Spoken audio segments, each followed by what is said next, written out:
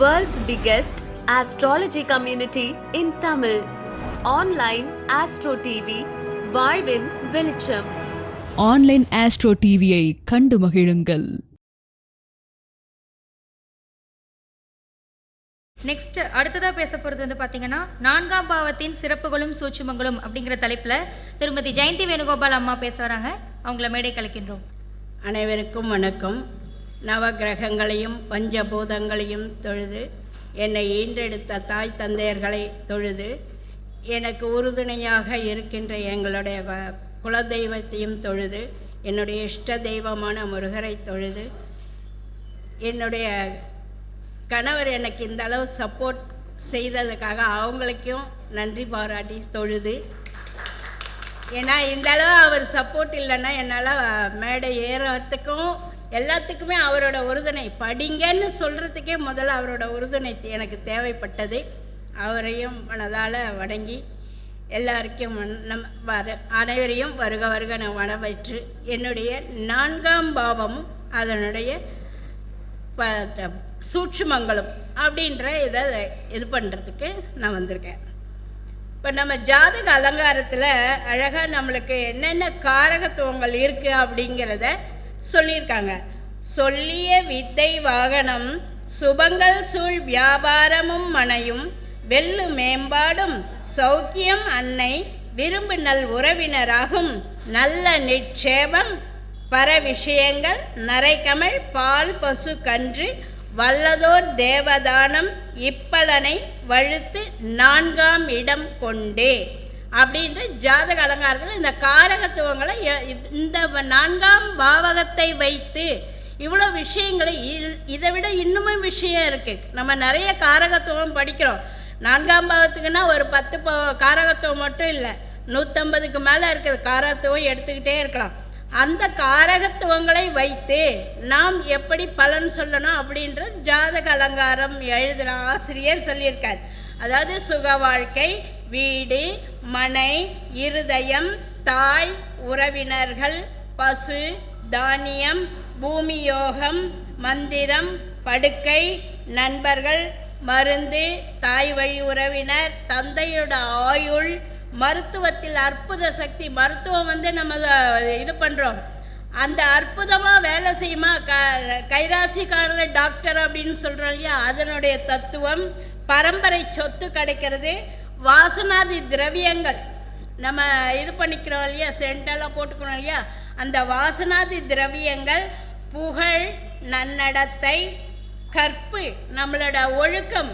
அந்த மகளிருக்கு கற்புன்னு, ஆண்க்கு அந்த கற்புன்றது இருக்குது, இருவருக்குமே இருக்குது. அது எப்படி நம்ம அந்த 4ஆம் பாவத்தை வைத்து அதையும் எடுக்கலாம் அப்படின்னு சொல்லியிருக்காங்க. நம்ம ஜோதிடத்தை, அதாவது எதிர்காலத்தை முன்னுரைக்கும் திறன், ஜோதிடர் நம்மளோட திறன் எப்படி இருக்கும் அப்படின்றது இந்த 4ஆம் பாவத்தை வைத்து பார்க்கலாம். மந்திர உச்சாடனம், காதல் தோல்வி, ஏன்னா 5க்கு 12 இல்லையா, அதனால் காதல் ஜெயிக்குமா, தோல்வியாகுமா, நிலைக்குமா அப்படின்றதையும் அதையும் பார்த்துக்கலாம். மார்பகம், நுரையீரல், அப்புறம் தாயாருக்கு காரகன் நம்ம பொதுவாக சந்திரன் தான் சொல்லுவோம். அந்த சந்திரன் தாயாருக்கு காரகன் சொல்லுவோம். ஆனால் கல்வின்னு எடுத்துக்கிட்டோம்னா அங்கே புதன் சம்மந்தப்படுறார். புதன் தான் வித்தைக்கு காரகன். அதை பட்டப்படிப்பு வரை அந்த 4ஆம் பாவத்தை வைத்து பார்த்து கொள்ளலாம். சுக்கிரன் வீடு, வண்டி, வாகனம் செய்கிறோம். நிலம், பூமி, செவ்வாய் வச்சு பார்க்குறோம். இந்த காரகத்துவத்துக்கு ஒரு உதாரணமாக கவனமாக கேளுங்க. நான் சொல்கிற இந்த 4ஆம் பாவத்தை வைத்து நாம் எவ்வளோ எளிமையாக அழகாக ஒரு பலன் எடுக்கலாம் அப்படின்னு சொல்லிட்டு இதை பார்க்கலாம். இப்போ பொதுவாக நம்ம 4ஆம் பாவத்தை வச்சு பார்க்குறோம். காலபுருஷனோட 4ஆம் பாவம் கடகராசி. அந்த கடகராசி அது கடக லக்னமாக வச்சுக்கலாம். அதனோட அதிபதி சந்திரன். சந்திரன் தான் 4ஆம் அதிபதியாக இங்கே வரார். இந்த கடக லக்னத்துக்கு கடக லக்னமாக வச்சுக்கணும்னா 4ஆம் பாவாதிபதி சுக்கிரன். கடக லக்னத்துக்கு 4ஆம் பாவாதிபதி சுக்கிரன். காலபுருஷனோட 4ஆம் அதிபதி கடக லக்னம், அதுக்கு சந்திரன் வருவார். கடக லக்னமாக நம்ம வச்சுட்டு எடுக்கும்போது சுக்கிரன் வருவார். துலாம் ராசி வரும், 4ஆம் பாவம் துலாமாக வரும், சுக்கிரன் அதிபதி சுக்கிரனாக வரும்.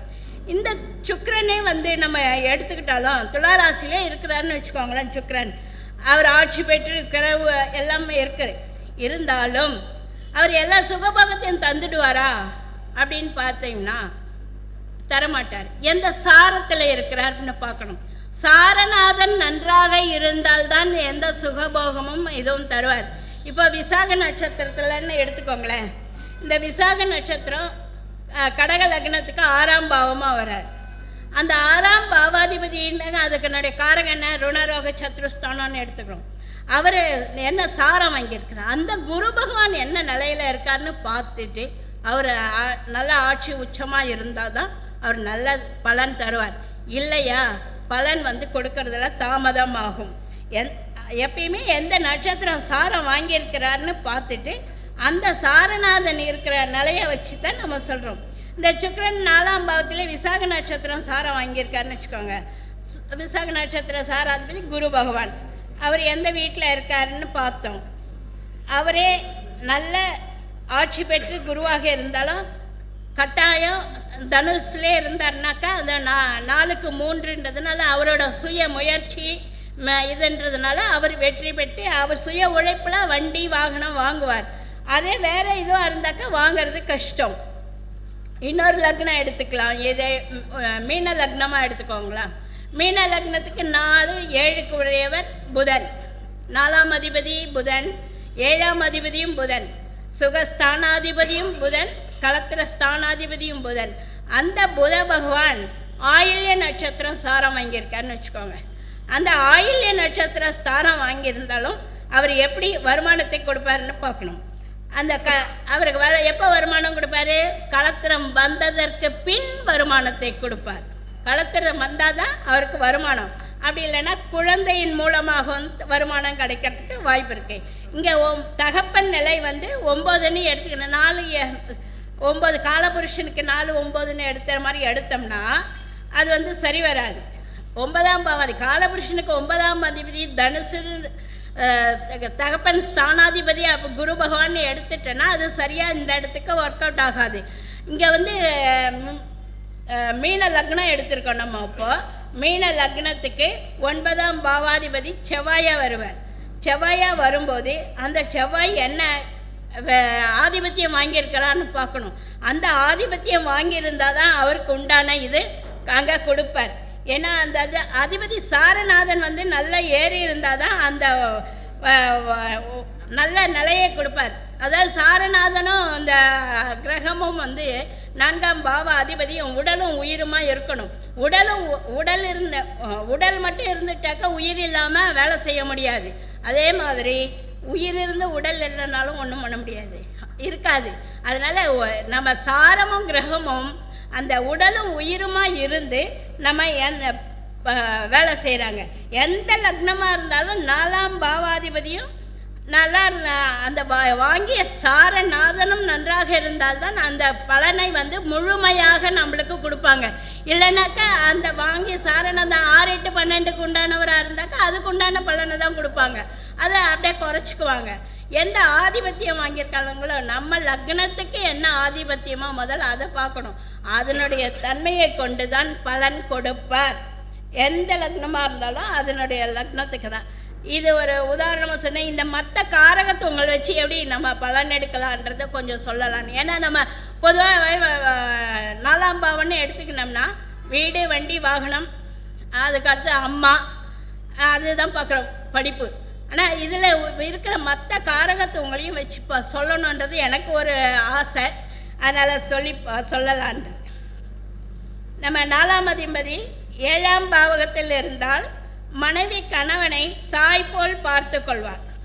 நம்ம 4 குடைவன் எங்கே இருக்கிறாங்களோ அந்த உயிர் பாவகம் அன்பாக இருக்குன்ட்டு ஒரு இது இருக்குது, ரூல் இருக்குது. அந்த 4ஆம் அதிபதி 7ஆம் பாவத்தில் இருந்தால் மனைவி கணவனை தாய் போல் பார்த்து கொள்வார். 4ஆம் அதிபதியே 9ஆம் பாவத்தில் இருந்தாங்கன்னு வச்சுக்கோங்களேன், தந்தை வந்து நல்ல தாய் போல் அந்த அன்பை கொடுத்து நல்லா பார்த்துக்குவார். முதல் கேந்திர ஸ்தானமே இந்த 4ஆம் பாவம் தான். இந்த உயிர் காரகத்துவத்தில் 4ஆம் பாவத்தில் உயிர் காரகத்துவன்றது முதல் தாய் தான். அந்த அன்பு, பாசம், கருணை, இரக்கம் இதெல்லாம் சொல்கிறது வந்து 4ஆம் பாவம் தான். இந்த 4ஆம் பாவத்தில் இருக்கிற அந்த காரகத்துவங்கள் தான். இந்த 4க்குடையவனே 4இல் சூரியன் அப்படின்னு வச்சுக்கோங்களேன். 4இல் சூரியன் என்றால் தலைநகரத்தில் இருப்பார்கள். நம்ம லக்னத்துக்கு நீர் கிரகங்கள் சம்மந்தப்படும் போது இது சரராசியாக இருந்தாக்கா ஓடுற தண்ணிக்கு பக்கத்தில் வீடு இருக்கும் அப்படின்னு சொல்லுவாங்க. ஸ்திரராசியாக இருந்தாக்கா குளம் கிணறு அப்படின்றது சொல்லலாம். இந்த ராகு சம்மந்தப்பட்டுச்சுனாக்கா 4ஆம் பாவத்துக்கு கால்வாய் அருகில் வீடு இருக்கும் அப்படின்றது சொல்லலாம். இந்த கேது சம்மந்தப்பட்டுச்சுன்னா சின்ன சின்ன கண்மாய்கள் இருக்கு இல்லைங்களா, அதுக்கு பக்கத்தில் வீடு இருக்கும் அப்படின்னு சொல்லலாம். 4ஆம் பாவகம் வீடுன்ற காரகத்தை வச்சு இதை சம்மந்தப்படுத்தி நான் சொல்கிறேன். இதுவே ஒரு குரு சம்மந்தப்படுதுன்னு வச்சுக்கோங்களேன். ஒரு கோயில் புனிதம், குரு வந்து ஆன்மீகம் சம்மந்தப்பட்டது, கோயில் இதெல்லாம் சொல்லுவோம். அதுக்கு அருகாமையில் நல்ல நீர், குருனாக்கு நல்ல நீர்னு சொல்லுவோம். அந்த கோயில் தெப்பக்குளம் அருகில் வீடு இருக்கும் அப்படின்னு சொல்லலாம். 4ஆம் இடம்தான் மரங்கள், தோப்புகள். இந்த தோப்புகள் யாருக்கு இருக்கா அப்படின்னு ஒருத்தவங்க நம்ம கேள்வி கேட்டு வராங்கன்னு வச்சுக்கோங்களேன். அவங்களுக்கு 4ஆம் பாவ அதிபதி எங்கே இருக்கிறாரோ, அவர் வாங்கிய சாரநாதன் நல்ல நிலையில் இருக்கிறாரான்னு பார்த்துட்டு அவருக்கு தோப்பு உண்டு, வீடு தோட்டம் உண்டு அப்படின்றத சொல்லிடலாம். வீட்டுக்கு தேவையான பொருட்கள் இப்போ சீதனமாக கொடுக்குறாங்கன்னு வச்சுக்கோங்களேன். அவங்களுக்கும் அந்த கிரகங்கள் நல்லா இருந்தால் தான் அது அதிர்ஷ்டமாக வேலை செஞ்சு வரும். 4க்குடையவன் 10ல் இருந்து சனி சம்மந்தப்பட்டால் வீட்டோடு பொருள்கள் மற்றும் வேலையாட்களையும் கொடுத்து சீதனமாக கொடுத்து அனுப்புவாங்களாம். ஒரு சிலர் வந்து வீடு மாற்றி போனாங்கனாக்கா பக்கத்தில் பள்ளிக்கூடம் இருக்கும். பள்ளிக்கூடம் இருந்தாலே நம்ம என்ன சொல்லுவோம், பள்ளிக்கூடம், விளையாட்டு மைதானம் இதெல்லாம் இருந்தாலே புதன் சம்மந்தப்படுதான்னு பார்க்கணும். அங்கே புதன் சம்மந்தப்பட்டால் தான் வீட்டுக்கு அருகில் பள்ளிக்கூடம், விளையாட்டு மைதானம் இதெல்லாம் இருக்கும் அப்படின்றத சொல்லலாம். நம்ம முதல்ல சொன்ன கற்பு, உடல் சார்ந்த ஒழுக்கம். 2ஆம் பாவகம் தான் பழக்க வழக்கம், 4ஆம் பாவகம் ஒழுக்கம். இந்த 2ஆம் பாவகமும் 4ஆம் பாவகமும் கெட்டால் தவறான பழக்க வழக்கங்களுக்கு தூண்டிவிடும். இதில் ஒரு பாவம் வந்து கெட்டுச்சுன்னு வச்சுக்கோங்களேன், அது ஒரு தவறான வழிக்கு போயிட்டு ஒரு சிலர் அறிவுரையினால் திருந்தி வந்துடுவாங்க. அவங்க ஒரு சில அறிவுரை கொடுத்தும் போது அப்பா யோசிப்பாங்க, யோசித்து அவங்களே திரும்பி வந்துடுவாங்க. நம்ம ஒரு வீடு வாங்கிட்டு போகிறோம், பக்கத்தில் என்ன இருக்கா அப்படின்றது நம்ம 4ஆம் பாவத்தை வச்சு என்ன வீதி, தெரு அப்படின்றத சொல்லலாம்.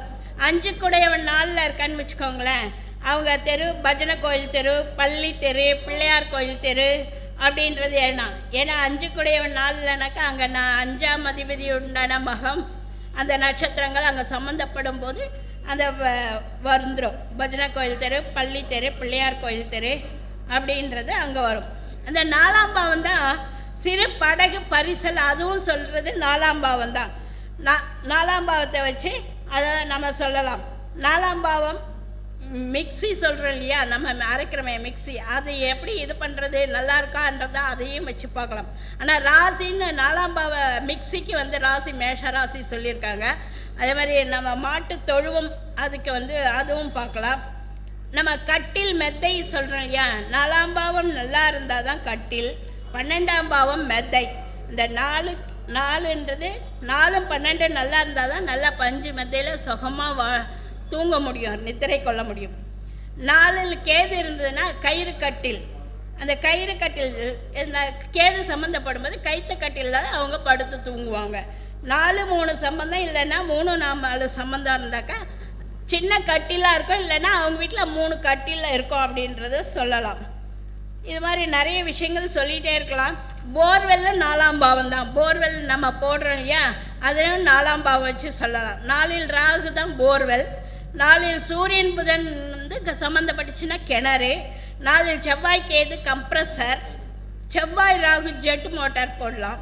இந்த 4ஆம் பாவத்தை காரக தொடர்புகளை பற்றி கொஞ்சம் சொல்லலான்னு, தாய் பற்றி அறிய 4ஆம் பாவகம் 4ஆம் அதிபதி சந்திரனையும் பார்க்குறோம். ஜவுளி வியாபாரமும் இதில் தான் வரும். ஜவுளி வியாபாரம், நீர்நிலைகள், உணவு தொழில், விவசாயம் இதெல்லாம் வர்றதும் 4ஆம் பாவகமும் 4ஆம் அதிபதியையும் வச்சு பார்க்கணும். சொகுசு வாகனம், வீடு, வண்டி வாகனம் வாங்குறீங்க, அதுக்கும் வந்து 4ஆம் அதிபதியை சுக்கிரனையும் சேர்த்து பார்க்கணும். சொகுசு வாகனம்ன்றது சுக்கிரன்.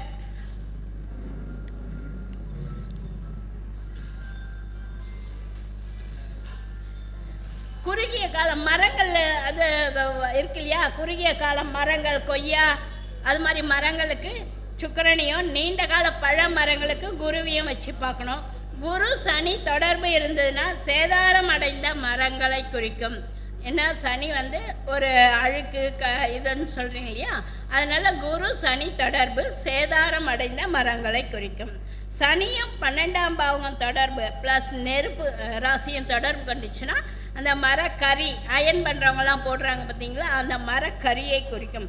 அப்படி புதன் குரு தொடர்பு இருந்தால் நர்சரி செடி, சின்ன நர்சரியெல்லாம் வச்சு வளர்க்குறாங்க இல்லையா, அதை குறிக்கும். இந்த கல்வியை பற்றி நம்ம 4ஆம் பாவத்தை வச்சு தான் எடுக்கிறோம். கல்வி பற்றி அறிய 4ஆம் பாவகமும் 4ஆம் அதிபதியும் புதனையும் சேர்த்து பார்க்க வேண்டும். 4ஆம் பாவகம் தான் முதல் டிகிரி, 5ஆம் பாவகம் 2வது டிகிரி. 5 குடியவன் கெட்டுவிட்டால் 2 டிகிரிக்கு மேலே படிக்க முடியாது. 4ஆம் அதிபதி உத்திரட்டாதி நட்சத்திரத்தில் இருக்காருன்னு வச்சுக்கோங்களேன். 5ஆம் அதிபதி அவிட்ட நட்சத்திரத்தில் இருந்தால் 2 டிகிரி படிக்கவே முடியாது. ஏன்னா உத்திரட்டாதிக்கு 7வது நட்சத்திரமாக வரும், வதை தாரையாக வரும், அதனால் அது அவங்க படிக்க முடியாது. 4 குடையினா 5 குடையனும் கேட்டால் டிகிரி போகிறது கஷ்டம். ஆரம்ப கல்விக்கு புதனையும் மேற்கல்விக்கு சுக்கிரனையும் சேர்த்து குருவையும் பார்க்கணும். அந்நிய பாஷை படிக்கிறாங்கன்னா அவங்களுக்கு ராகுவையும் சேர்த்து பார்க்கணும். இதில் ஒரு சின்ன டிப்ஸ் மாதிரி வச்சுக்கலாம். புதன் சாரத்தில் கிரகங்கள் இல்லை என்றாலும், மாந்தி புதன் நட்சத்திரத்தில் நின்றாலும், சனி அல்லது கேது புதன் நட்சத்திரத்தில் அமர்ந்தாலும் கல்வியில் தடையை தருகிறது. இது நல்லா நான் நிறைய ஆராய்ச்சி செஞ்சு பார்த்துருக்கேன். இது கரெக்டாக சம்மந்தப்படுது. மேற்கூறிய 3 விதிகளையும் பார்த்துட்டு 4ஆம் இடம் கெட்டால் மட்டுமே பார்க்கணும். 4ஆம் இடம் நன்றாக இருந்து மேற்கூறிய விதிகள் பொருந்தினாலும் ஆவரேஜ் மார்க் எடுத்து பாஸ் பண்ணி வந்துடுவாங்க. இதில் நீரில் கண்டம் வருது அப்படின்னு நம்ம பார்க்குறோம், ஒரு காரகத்துவம். அதுவும் இது 4ஆம் இடத்தை வச்சு பார்க்கலாம். நீர் கிரகங்களான சுக்கிரன், சந்திரன், குரு 4ஆம் அதிபதியோடும் 4ஆம் பாவத்தோடும் சம்மந்தப்படும் போது அவங்களுக்கு நீரில் கண்டம் வருது. 4ஆம் அதிபதி எங்கே இருக்கிறாரோ அங்கே உடம்புல நீர் கட்டிகள் வர்றது அப்படின்றதும் இருக்குது. 4ஆம் அதிபதி 4ஆம் பாவத்தில் இருந்தாலே இதயத்துலேயும் செஸ்ட்டு அந்த பகுதியிலும் கட்டிகள் இருக்கும். 4ஆம் அதிபதி 2ல் சம்மந்தப்படும் போது கண்ணில் சின்ன நீர்க்கட்டிகள் இருக்கும். அங்கே கோச்சார சனி சம்மந்தப்படும் போது அந்த நீர்க்கட்டிகள் உடஞ்சிடுது. இதெல்லாம் 4ஆம் பாவத்தை வச்சு நிறைய பார்க்கலாம். இப்போ கொஞ்சம் பெயரில் ஜோதிடத்தை கொஞ்சம் மிக்ஸ் பண்ணி சொல்லலான்னு நினைக்கிறேன். 4ஆம் இடம் தான் தண்ணீரை குறிக்குது. அதனால் பெயரில் மாரி என்ற பெயர் இருக்கும். இங்கே குரு சேரும்போது மாரி செல்வம் அப்படின்ற பெயர். நம்மளுக்கு ஒரு ஜாதகம் பார்க்கும்போது வரும்போது இவங்களெல்லாம் கூட வச்சு இந்த இன்னார் வந்தாங்களா உங்களுக்கு, இவரால் இவர் பிரச்சனை வந்ததா அப்படின்ற இதை வச்சு பெயரில் ஜோதிடத்தை வைத்து நம்ம சொல்லலாம். அங்கே கேது சம்மந்தப்படும் போது மாரிமணின்னு இருக்கும். அதே மாதிரி 4ஆம் இடம் தான் நம்ம நதியோட பேர்லாம் சொல்கிறோம். சிந்து, காவேரி, கங்கா, யமுனா அப்படின்ற நதி பேர்களும் அங்கே தான் வரும். அது மாதிரி நிறைய பேர் வரும்.